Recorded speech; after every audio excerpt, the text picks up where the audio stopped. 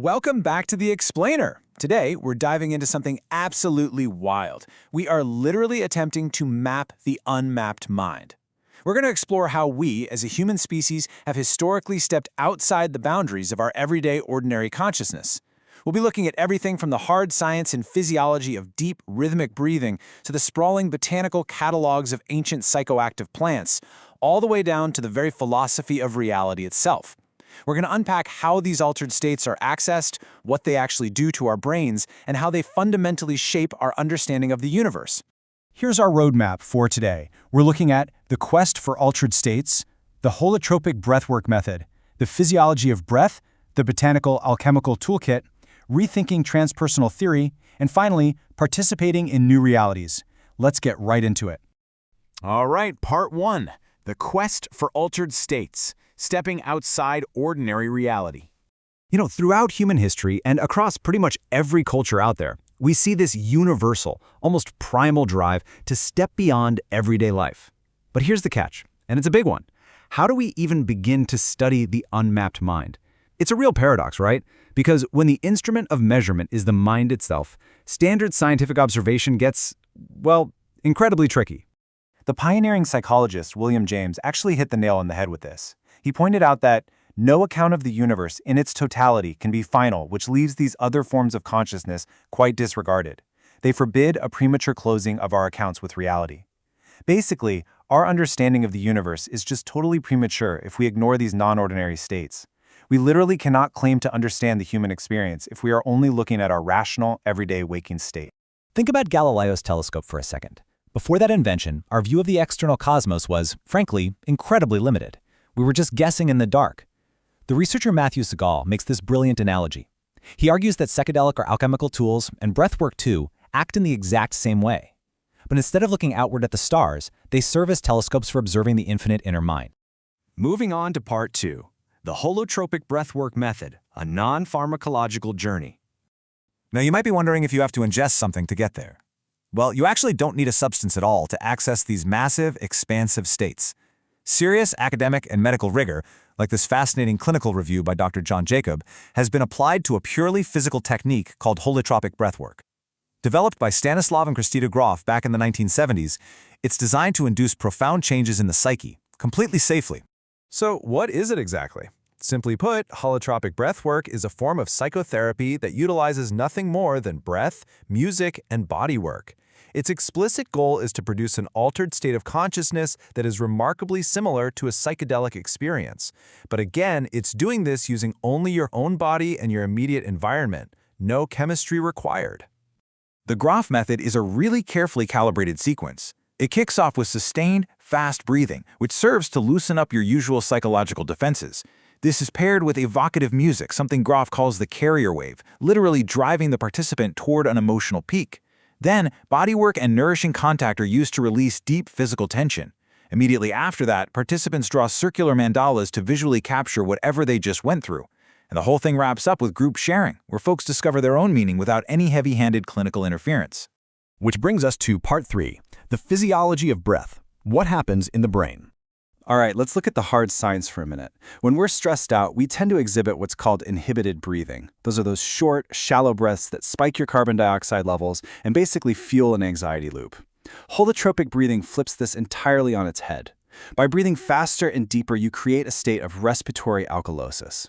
Your brain's CO2 drops, your pH levels rise, and this is the crazy part.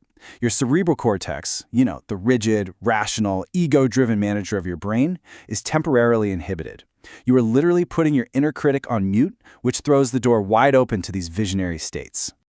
All right, part 4, the botanical alchemical toolkit, pharmacological roots. So now that we understand the mechanics of the breath, let's shift gears and look at the vast catalog of psychoactive plants that humans have relied on for literally millennia. Literature from the Knox-Schotten Publishing Catalog meticulously details this historical ethnobotany. We're talking about the full alchemical toolkit here. Cannabis and CBD, psilocybin, or magic mushrooms, the peyote cactus, which has been revered by indigenous cultures forever, incredibly intense historical nightshades like belladonna and mandragora, and shamanic tobacco, traditionally used for grounding rituals across the Americas. But we have to ask, what's the actual cultural function of all these substances?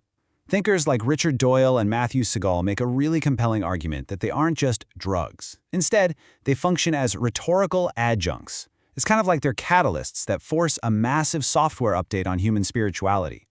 They spark what's called cosmological hybridization, which is essentially an open-ended blending of how we view the universe, totally blurring those strict, rigid boundaries between old religious doctrines. Moving into Part 5, Rethinking Transpersonal Theory, Making Meaning. So how do academics actually frame and study all of this wild stuff? Well, they use something called transpersonal theory. This is the formal psychological discipline that attempts to study spiritual, transcendent, and non-ordinary realities.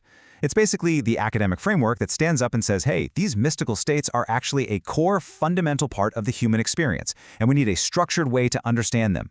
And notice the massive paradigm shift happening within this space right now, largely driven by the work of thinker Jorge Ferrer. The old-school representationalist view treats the mind as a passive mirror, just reflecting an objective world.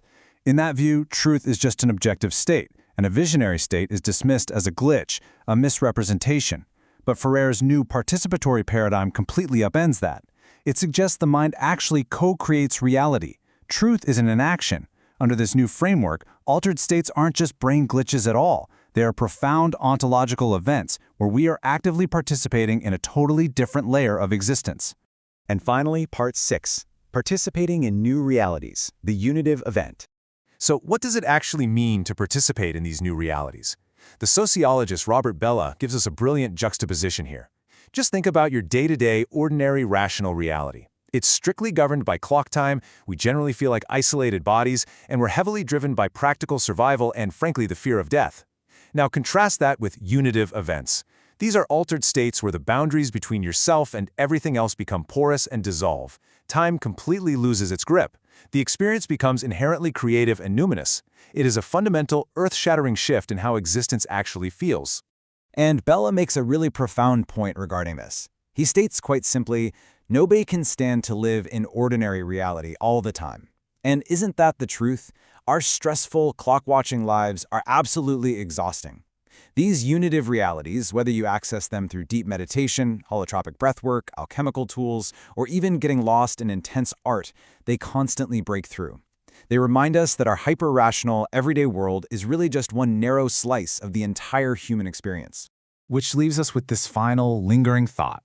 We've explored the hard mechanics of the breath, cracked open the historical botanical toolkit, and looked at the profound realization that we actively co-create our reality. If our stressful, ordinary routine is truly just one single way of participating in this vast universe, what world will you choose to bring forth next? Thank you so much for joining me on this explainer. I really hope this sparks some deep curiosity for you to go out and explore further.